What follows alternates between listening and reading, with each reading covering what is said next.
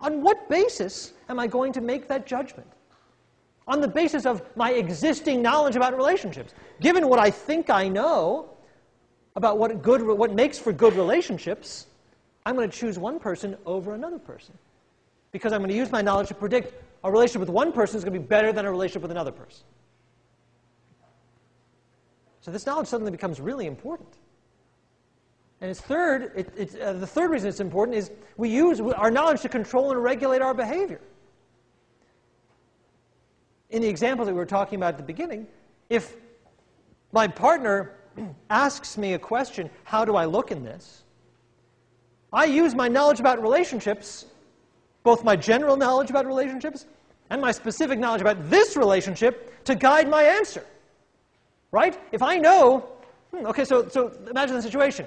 You've just been asked, how do I look in this? And now you've got to answer.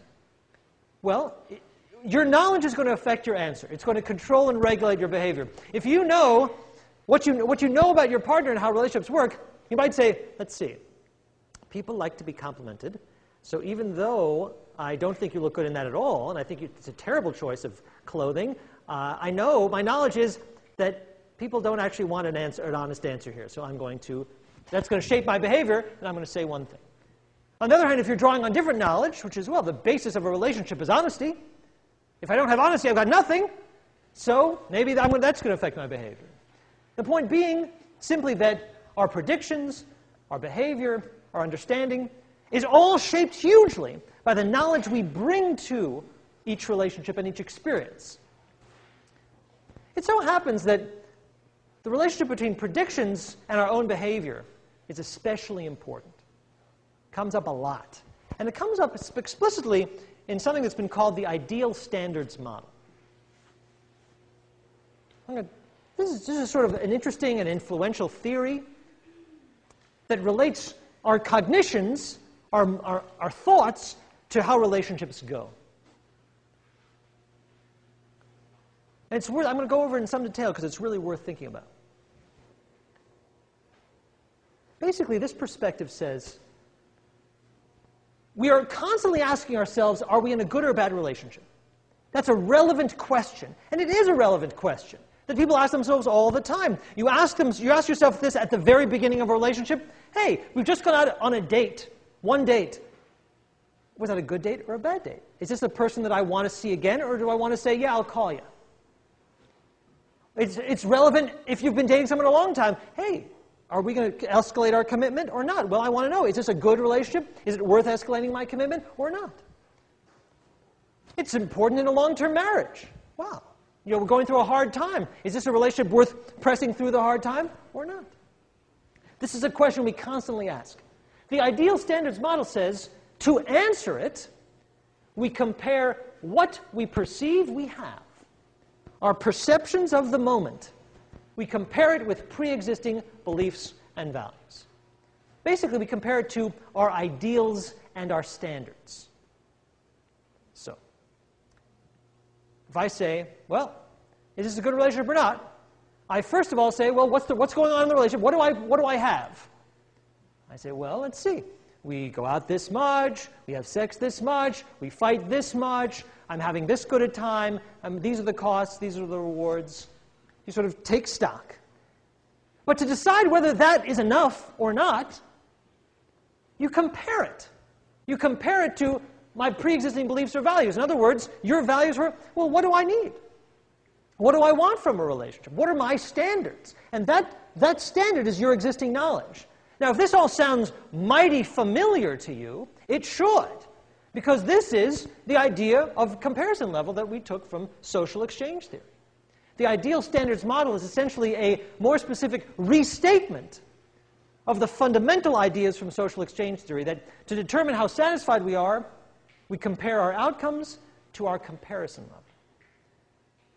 What the ideal standards model does is it says our comparison level is essentially just what are our standards.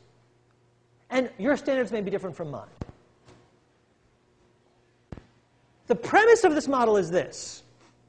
If I get more than I expect, if the comparison between what I perceive I have and my standards, my beliefs and values, if that comparison is positive, happy.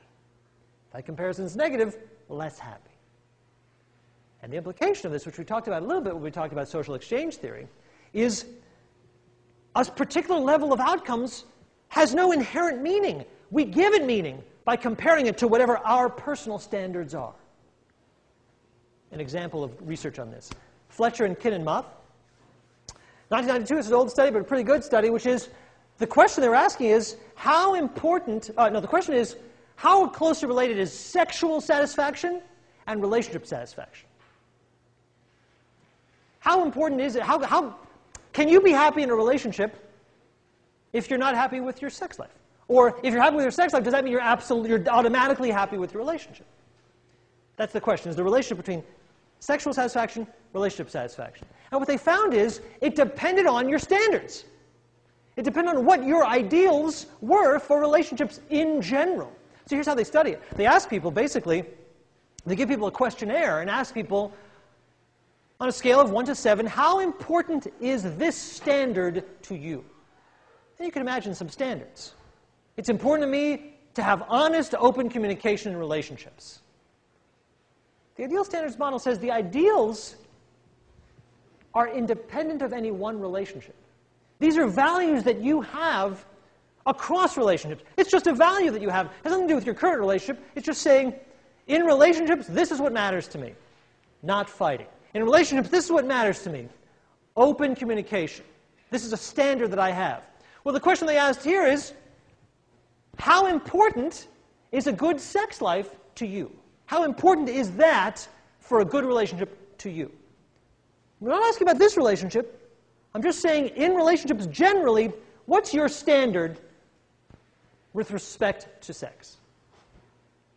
And what they found, totally consistent with this comparison level idea, is that people who said, sex is an important standard for me, you have to meet that, like sex is part of my ideal for a good relationship. When people said that's true, then their rating of their sex life correlated with their rating of their relationship 0.48.